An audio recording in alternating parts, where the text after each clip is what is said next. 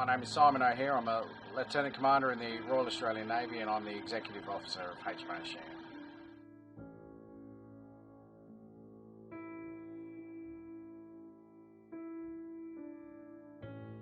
It's always beautiful to come up this part of the world.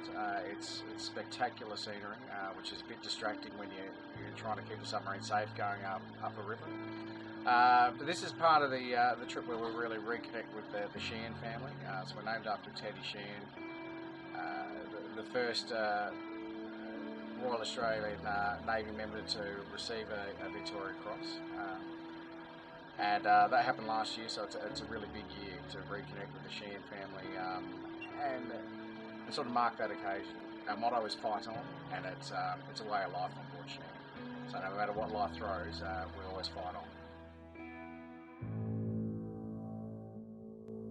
19 years old and would sacrifice his own life for his mates who were in the water and needed his help. I couldn't think of a finer example to our officers and sailors. The guys are very, very proud to wear the Sheean name on their patch. Submarines will routinely do surveillance of areas that are of interest to the nation. We'll go and provide a rich sort of intelligence on routine patterns of life in areas, so shaping the battle space. Traditionally, take out submarines and ships, and that's what we're always practicing for as a wartime function. And we do operate a lot with the Special Forces, so there's a couple of our boats in particular that are especially geared towards that as a delivery platform for that capability as well.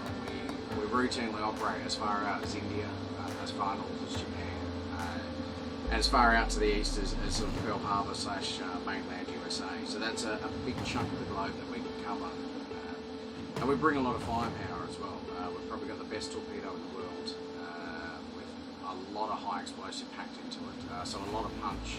Up here in the weapons storage compartments we carry Mark 48 Mod 7 torpedoes. So what does that mean? That means they're very intelligent, top-of-the-line modern weapons, which carry a lot of bang. So they've got quite a bit of high explosive in there. Very smart, able to deal with all modern countermeasures to find their target and basically destroy the target. So all of this equipment you see around you here is all just to get that weapon out of the submarine and pointing in the right direction to go and do what it does. Yeah, we can provide guidance to the weapon, but basically if it was out there on its own, it's got some smarts in it to do the job without any human interaction as well. So a great bit of kit, and I've got a lot of faith in it there. Through here on the tubes, I guess we talked about that, the multiple levels of redundancy there, so having 6 torpedo tubes is probably more than you need. One torpedo will do the job. But why have one tube when you can have 6? So we've got backups on everything, backups on the backups. So even in a really bad situation, we've still got basically our warfighting capability is maintained throughout. So these are 2 of our 3 diesels, so V18 Head-Amora diesels. They're basically train locomotives, designed to go into a train, start up once and keep feeding the fuel. We don't treat them like that. We stop and start them naturally because we're a submarine. But the power generation is amazing. To give you an idea of how much power we're talking about, in 1973, the precursor to this submarine, the Oberon class, one of those plugged into Darwin and was the power station for Darwin until they could get things up and running after Cyclone Tracy. I'd hazard a guess we're probably about 3 times that amount of power generation.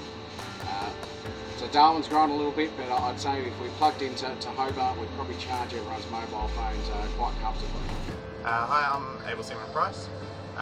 Been a chef on board submarines since early 2015. Been in the Navy now just over 8 years. So it's great cooking on board the subs on here. Cook for 60 people, 4 meals a day. It's definitely got its own challenges. Obviously, we're very limited on the space that we have. We make do with the equipment that we've got. Anything from roasts, curries to parmesanas, stir fries, panna cottas, creme brulees. So pretty much whatever the crew feels like. If they want to put it up the option and say, hey, I want to try this for a change, we'll do our best to try and make it happen for them.